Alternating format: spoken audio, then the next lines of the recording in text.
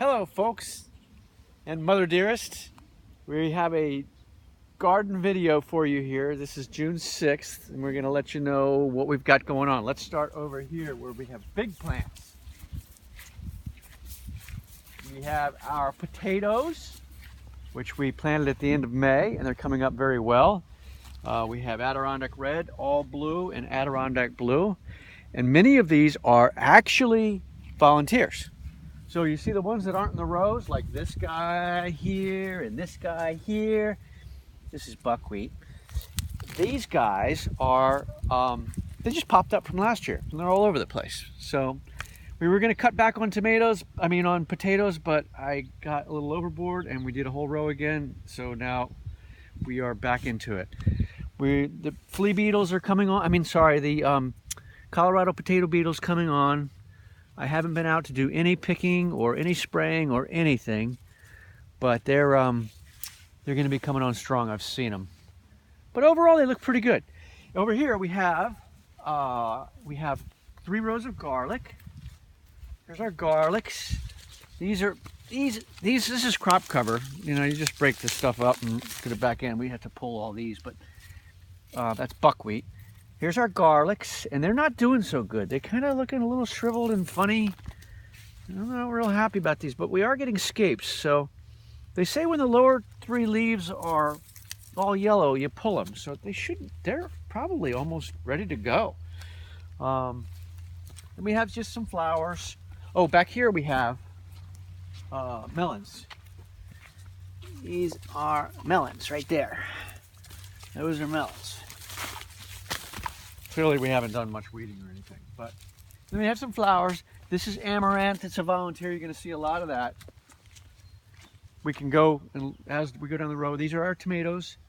These tomatoes were all major league damaged when we first planted, because we planted them and they were little babies and they were beautiful, and I didn't have this edge of the paper down, and we had a big wind and the whole paper ripped up, and it ripped off all the tops of all our tomatoes. And now you can see they've recovered and they're all bushy. So we may actually get a higher yield out of them because we have multiple flowers and multiple big, heavy stalks. Like, look at this one. Usually we have 1 stalk, but here we have 1, 2, 3, 4, and they're all coming on strong. We have 4 different varieties. I can't remember what we got. Brandywine, Black Crim, Rutgers, Mortgage Lifters, I think. And here's our more garlic. You can see the scapes. They just don't look real happy, you know? Christy pulled one the other day, and there's a viable head down there, but they look kind of eh. We're not really sure why. We should do a soil test. Another volunteer potato. More amaranth. This stuff is supposedly, it's good. Yeah, should be good in a salad. Beans. Here's our beans. Stop. Continue. Oh, beans. These are our green runner beans and our red runner beans, and these here, they're volunteers. These were like on the edge. I didn't plant these. These were all on the edge from last year that had fallen over, and they just kind of volunteered. Go figure that. Let's go over this way. We didn't plant these rows. I decided to plant less this year because it's just too much. This is a tomatillo that I planted, and then Christy bought one too later.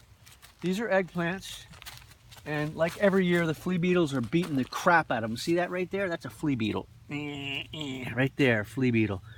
And they're tearing us up. They're a problem. Eggplants, several different varieties. These over here are beets. No, these are radishes and these are beets. Let me see. These are radishes. Yeah, see the baby radishes coming up? Little baby radishes. And I didn't even bother thinning them. We just threw them. And in here are cucumbers, because we figured the radishes would be ready. We'd pull and eat the radishes and then let the cucumbers do their thing. So rows of 3 right there. Then we didn't plant these. Christy bought tomatillos and she put them in a row where I didn't want her to put them because we don't have you know what I mean. We don't have a irrigation. We don't have one of these, a drip irrigator. I wanted her to put them right here. See these holes made for Christy? But no, Christy put them over there. They'll be all right. Then we have volunteer tomatoes, which look great. They're just volunteers from last year in a row. Boom, boom, boom, boom. More amaranth salad. Now these guys get like 6 feet tall and they take over. And last year they just fell everywhere. And you can see all the volunteer amaranth coming up. These are radishes, and you can see the red, red stalks. So those are definitely radishes. Aren't those beets? Oh, I'm sorry, I misspoke. Beets, red stalks, beets, radishes, over there. Here is, we planted, I forget what we threw in here. We put catnip in here.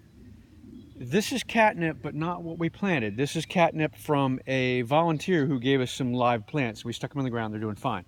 I understand catnip takes over. In here, we had planted,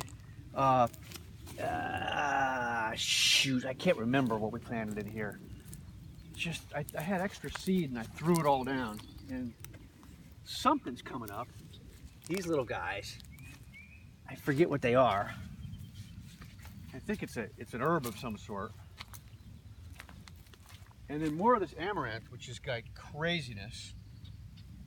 Oh yeah, this is pickling cukes. Christy she wants to do pickles this year.